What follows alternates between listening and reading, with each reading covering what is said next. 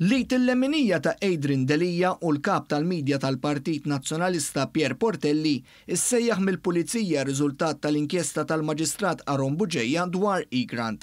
Pier Portelli ssejjaħ id-depo wara li kien hu li ppreżenta dokumenti folos lil Maġistrat Buġejja li b'mod iffabbrikat ġabu tidher lil mart il-Prim Ministru Michel Muscat bħala is-sit tal-kumpanija E-Grant.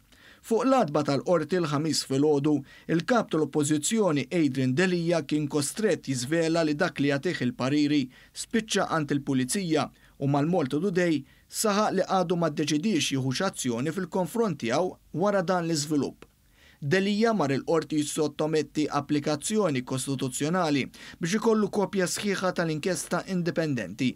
Al kontrarju ta' dak li għamel qabel, ma ħax miegħu lid-deputat Jason Azzopardi bħala avukat u mqar deputat wieħed mill-grupp parlamentari tiegħu. Fil-fatt sorsi fid-Dar Ċentrali qalu li dan l-istazzjon li Delija mar il-qorti mingħajr ma lanqas informa lill-grupp parlamentari tiegħu. Mossa li Delija qed jagħmel ta' spiss hekk kif ma bosta deputati xellifa mhux ħażin.